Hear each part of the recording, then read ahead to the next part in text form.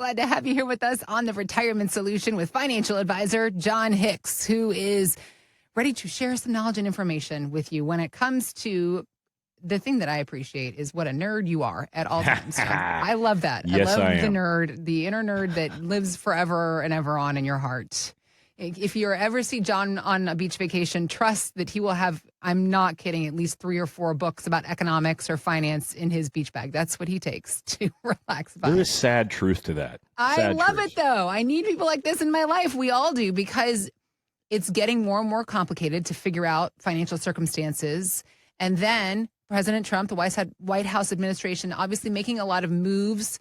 And we've been talking about things like tariffs and other words, other ideas that just haven't been part of our conversation. And you like to help people really understand what's going on. So what's happening with the market and how current economic could affect our bottom line, particularly with folks that are close to or have just recently retired. That's what I wanted to ask you about in this conversation right now, because if you look at the stock market since 1928, which is right before the Great Depression, annualized returns for the S&P 500 have been 9.8%. Sure. Goldman Sachs, however, is now forecasting that number over the next 10 years will go down to 3.1%.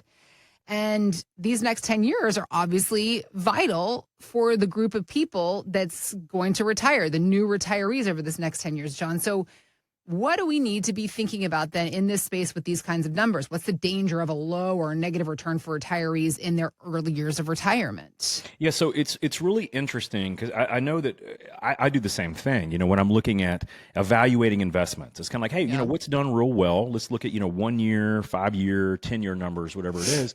And then, of course, you just kind of want to look in general if the average retirement may last between 20 and 30 years, what would kind of be the expectation over a 20 or 30-year period, right? So I think a lot of us do that. That's not complicated. We look at those 401k statements or our Roths or our IRAs and say, hey, how did this one investment do versus the other? Well, that Fidelity fund did great, but those American funds did terrible. Why? We try to figure it out. The amazing thing is that what we've had a really good 12 to 15-year run in the markets. And so when that happens, is that a bad thing? No. It's great, especially if we've been in the market. It's a really, really good thing.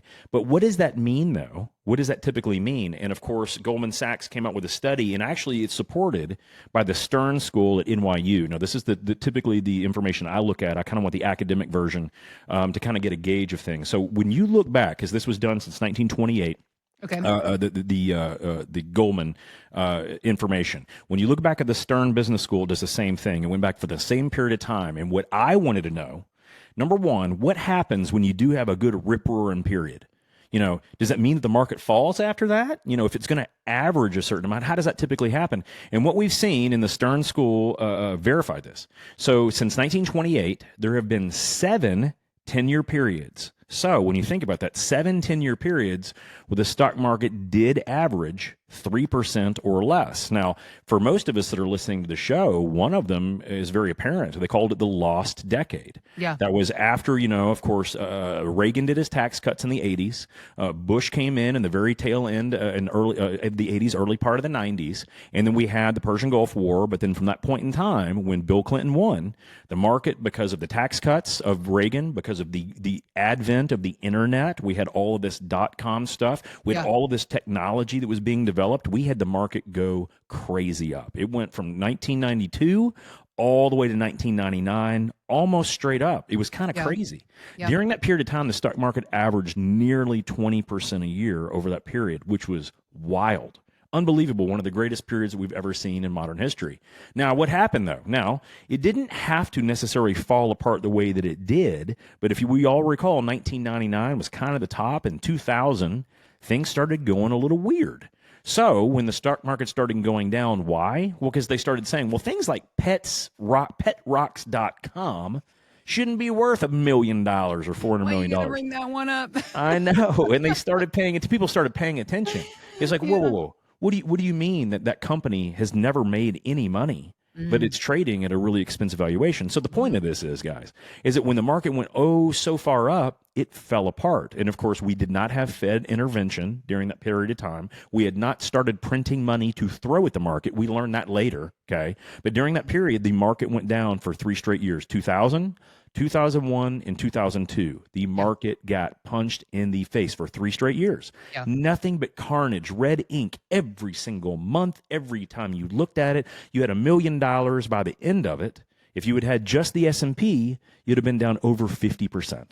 If you had owned any part of the NASDAQ, which right now we know is the technology index, that's what everyone wants. That's the one that's gone so gangbusters. That's the one that Elon Musk, promotes and all these things. Well, guys, it lost 80% from the very top in 1999, or really the very beginning of 2000, all the way to the bottom in 2002. So why am I saying this? Because when we had that rip-roaring time in the 90s, that 2000 to 2009, the stock market averaged literally zero. Actually, it lost a little bit. When you put inflation in, it lost 3% a year. Okay. So why am I saying this? Well, because we've had a really good 10 to 12-year period. Right now, we're sitting on one right now. We have good double-digit returns. Everything looks really good, but this Goldman report makes me nervous. Because as a financial advisor, and one of the things that I'm trying to do is try to figure out, hey, what is a real rate of return that my client can get, or that I can get for that matter? What's a real rate of return that we can get that is not taking too much risk? What's an attractive rate of return? And Goldman comes out and says 3.1. The Stern study said 1.9% after inflation adjustments. Really? So guys, here's my question. When we're thinking about those portfolios, what do we have in our mind as the rate of return that we feel that we can get? If we have, we're probably going to average 10% for the next decade, if that's the first decade of your retirement, maybe think about that. Maybe get a second set of eyes on that. Maybe get a second opinion. Here's the reason why.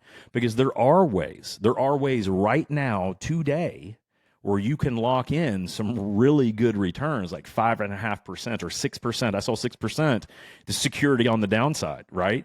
When you can lock that in for a decade. So the question is, how much risk do we really want right now? Because what if the market has done really well? It doesn't fall apart. It just averages 2 to 3% a year for the next decade. Are you still going to be able to hit your retirement goals, right? Now, some people, if they have a really good strategy, they might be able to. They still could have no problems. Others of us that say, man, I'd like to retire maybe a little bit early. Instead of retiring at 65, maybe you want to retire at 63. Well, that means that there's more stress on that portfolio in the very beginning. Now, others of us, we want to also front load retirement. They say, hey, man, John, when I retire, I don't want to just go and chill out and, watch Outlander reruns on Netflix with my wife. That's fine and all. But really, man, I want to do something else. Like we want to go traveling. We want to go see the grandkids more often. I want to go fishing. She wants to go shopping. All these things. And they said, no, that's going to cost more money in the beginning part of retirement, but we're not going to be doing all that, after year 10 or 12 or 13. So, man, we want to front load that retirement. We want to do all that fun stuff when we're the youngest and the healthiest. By the way, guys, I love that. I love that philosophy. I want you to have the most fun that you can have when you're the youngest and the healthiest and the most able to do it. I just don't want you running out of money in the end, right? But that's a different stress on a portfolio. If the market only averages 2 to 3%, and we still have all the volatility, right? All of the tariff talks, all of the international diplomacy talks, all of our government's broke talks, all of these things, if all these things keep the market going up and down and up and down, we could lose. Right? So the one thing we have to understand is, what are the assumptions you're using in your portfolio? If they're 8, 9, 10% for the next 5 to 6 years, it's a possibility that could be the case. Here's why I'm saying that probably won't be the case. Because we're going to have inflation that goes along with all of these good numbers. If we have really good numbers, the Fed cannot reduce interest rates. They cannot. We cannot afford to reduce interest rates, or we'll be paying $9 for a pound of ground beef instead of $4.50. We'll be paying $9 for a 12-pack of eggs instead of $4. No joke. That's the way it goes. Because as prices increase, then so do typically stocks. So we have to understand that. So it's really important to understand. You have to understand your protections. So you have to then understand what kind of rates of return we can get, because that will dictate how much income we can pull from that portfolio. And if you think about it, making sure you're still holding on to what you got and making sure you can pull an income, those are literally those two combined are the gospel of retirement. That's all it comes down to. Protect what you got, make sure you can't lose it all, and make sure you can live off an income. So what we're going to see over the next decade may not be as good as we hope. So, Heather, what I would say, everyone out there, know where their protections are and really understand your assumptions. I know people out there that have gotten 14, 15% over the last decade on their funds. They really have. But they've been relying on those magnificent seven, Amazon, Apple, Google, NVIDIA, all these great companies that, frankly, they've kind of already done their run. The question is, are they going to still be able to make tons of money in this new era? Maybe, but maybe not. It could be the fact that China has been slow playing this whole thing, hiding all this technology they really do have, whether they stole it from us or not, doesn't matter if they still have it. And they're going to be able to do things for a fraction of our cost, and we could see the market go down a lot more. So the understanding is, if you're not sure where your protections are, and if you don't know really what your assumptions are built on for your portfolio, guys, that is the number one most important part of looking at a retirement plan. Do you have a plan, or do you just have a statement? There's a big difference between the two.